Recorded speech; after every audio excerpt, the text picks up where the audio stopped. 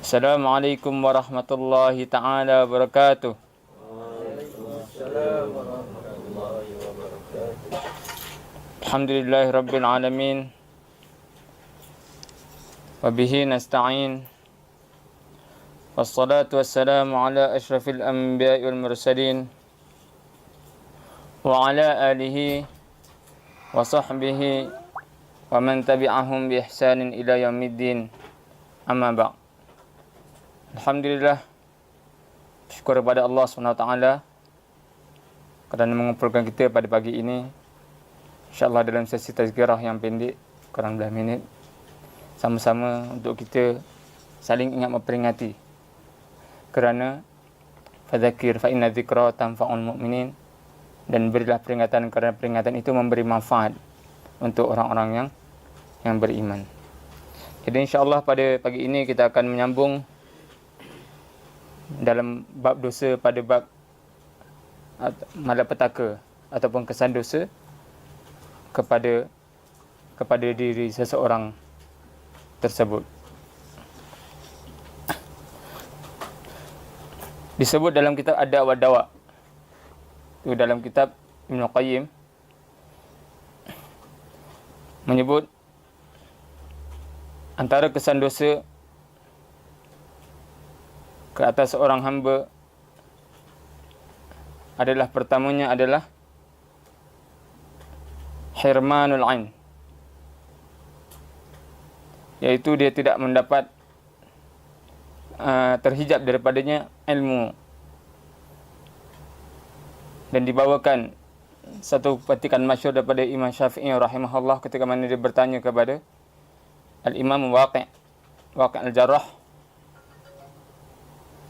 Imam Syafi'i berkata, syakautu ila waqi'in su'a hifzi fa arsyadani ila tarkil ma'asi wa qala i'lam bi anna al-'ilma fadlun wa fadlullah la yu'tahu 'asi. Ataupun dalam yang lain, akhbarani bi anna al-'ilma nurun wa nurullah la yu'ta lil 'asi. Syakautu ila Waqi', aku mengadu kepada guruku Waqi', su'a hifzi, tentang lemahnya hafalanku, buruknya hafalanku, susahnya aku menghafal.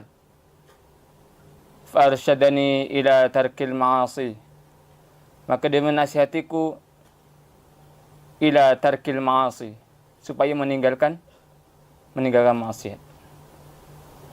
Ini adalah cara untuk tambah ingatan, bagi pikap ingat adalah dengan meninggalkan perbuatan maksiat.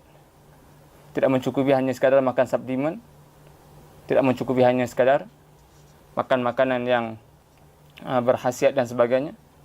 Tetapi apa yang disuruh oleh Waqi' kepada Imam Syafi'i rahimahullah, fa arsyadani ila tarkil ma'asi, maka dia menasihatiku supaya meninggalkan maksiat.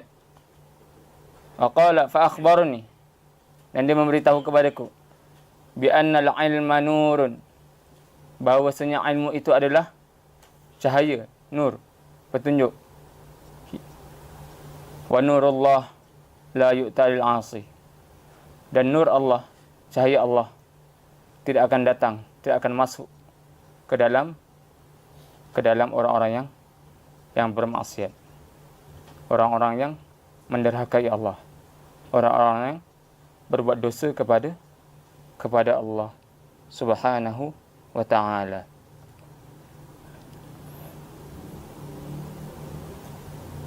Ini menunjukkan bahawa syarat untuk menerangkan hati, untuk menjadikan hati kita supaya mudah menerima ilmu Allah Subhanahu wa ta'ala, tidak lain tidak bukan adalah menjaga diri daripada perbuatan maksiat. Tak kira dosa itu sama ada dosa besar maupun dosa kecil.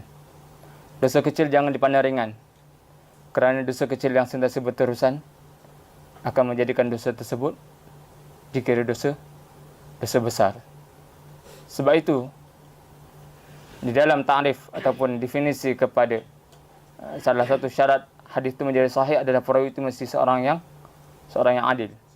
Perawi seorang adil ini adalah sama ada dia tidak melakukan dosa besar ataupun dia tidak berterusan dalam melakukan dosa-dosa yang kecil. Begitu juga dosa yang dilakukan secara sembunyi-sembunyi maupun dosa yang dilakukan secara berterang-terangan. Kesemuanya merupakan dosa. Tidak kira sama ada dosa tersebut kecil maupun besar. Dosa tersebut dilakukan secara bersembunyi maupun berterang-terangan, semuanya adalah dosa. Dan Ibn Rajab Al-Hambali dalam kitabnya Lataif Al-Ma'arif memberitahu bahawa dosa yang dilakukan secara sembunyi akan mengakibatkan seorang itu akan mati dalam keadaan su'ul khatimah, mati dalam keadaan mati yang buruk.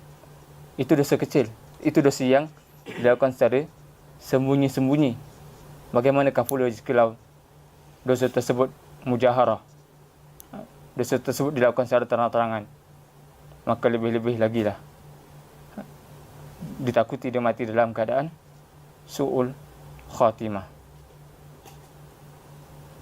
Dalam satu hadis ada menyebut bahawasanya seorang hamba itu ditutup aibnya pada malam hari, tetapi dia menzahirkan keaiban dia pada siang hari, dan Allah tidak akan mengampuni dosanya. Atau kama qala, mafhum hadis.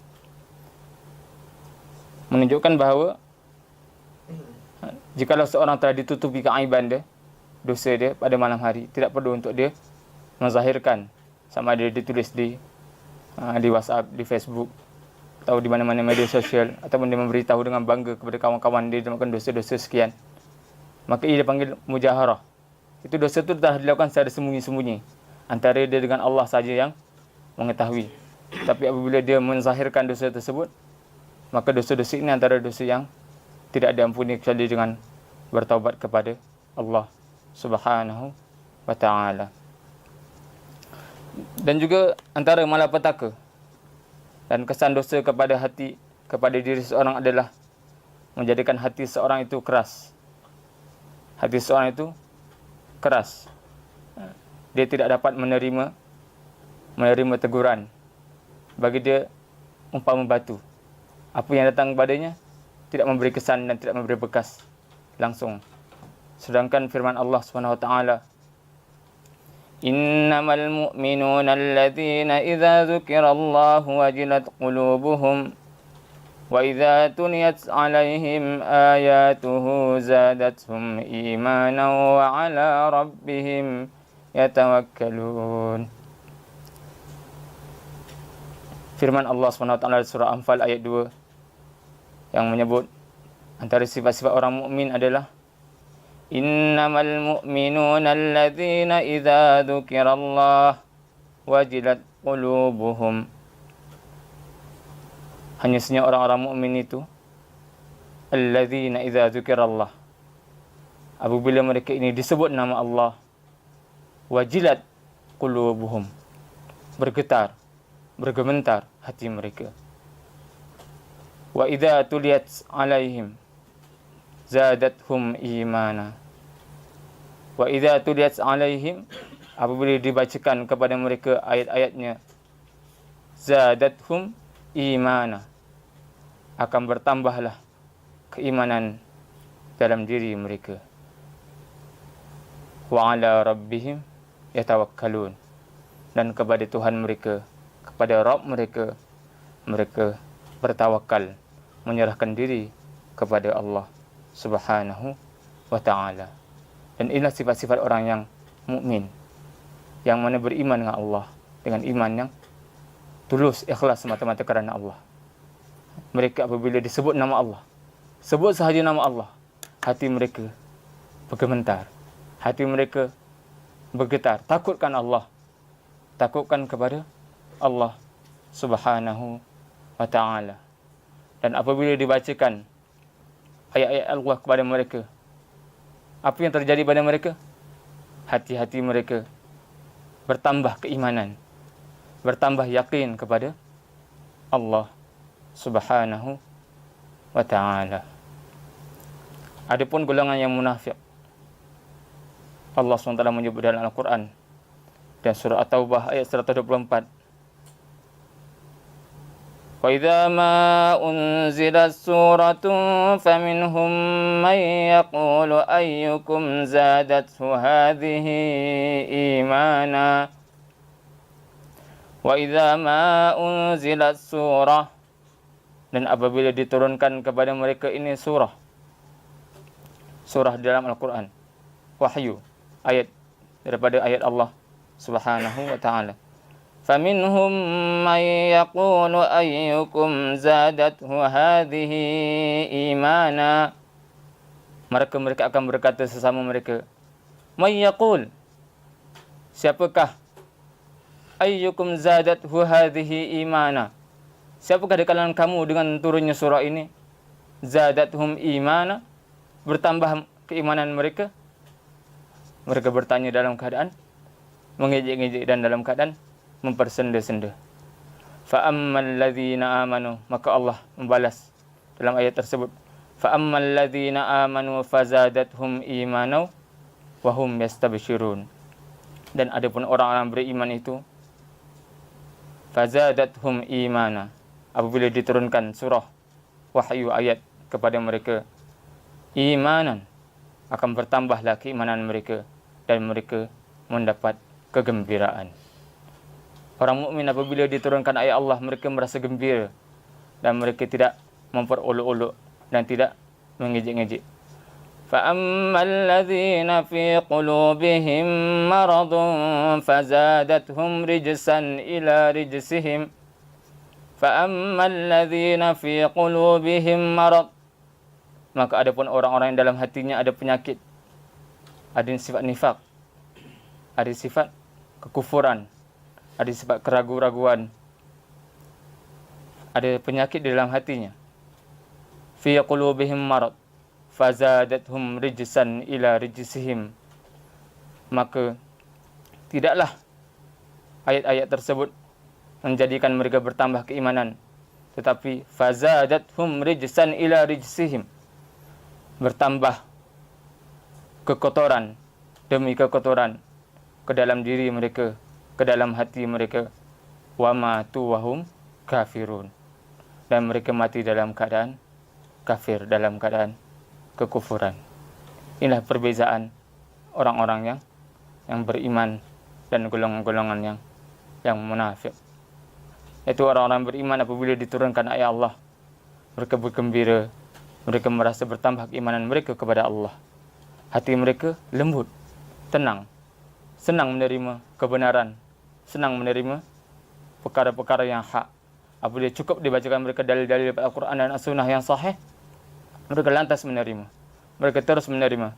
Mereka tidak mengatakan tidak boleh kerana nenek moyang kami buat sedemikian, nenek moyang kami berbuat perkara-perkara ini. Tidak. Tapi apa yang mereka lakukan, mereka bertambah keimanan mereka kepada Allah. Mereka bertambah yakin bahawasanya inilah ayat-ayat Allah yang wajib diimani dan wajib diyakini oleh kita. Dan juga hati mereka lembut lunak kepada manusia, sesama manusia. Mereka bersilaturahim, mereka bermuamalah dalam keadaan yang baik.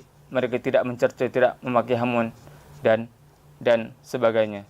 Inilah kelebihan orang-orang yang mana mereka menjaga diri daripada dosa dan mereka tidak melakukan dosa dan malapetaka akibat melakukan perbuatan dosa.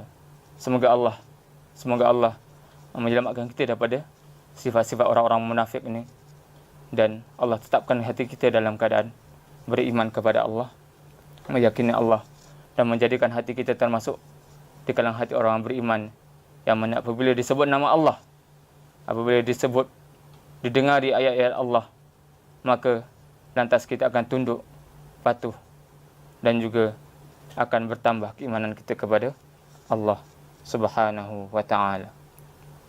Yang kedua, antara sifat dosa malapetaka akibat daripada melakukan maksiat adalah diharamkan daripada melakukan ketaatan kepada Allah Subhanahu wa ta'ala. Pertama sekali tadi diharamkan daripada ilmu Allah, iaitu nur Allah tak masuk dalam hati orang-orang yang bermaksiat.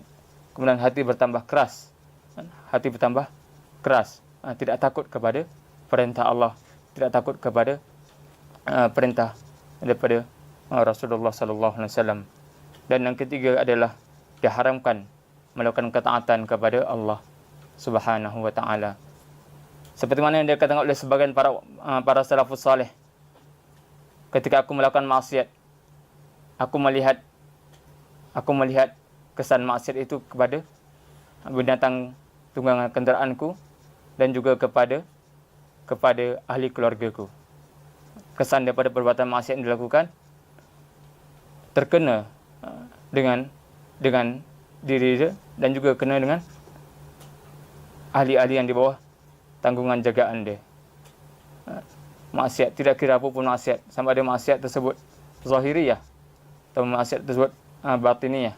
Maksiat tersebut zahir, seperti mana mengumpat, seperti mana memakan harta secara batil, seperti mana menerima rasuah, memberi rasuah dan seumpamanya, ataupun harta secara batin, seperti mana ada sifat-sifat ujub, riak dan sebagainya yang menyebabkan perkara tersebut akan menjadi dosa dan ia akan terkesan kepada diri di bawah tanggungannya. Sama ada dengan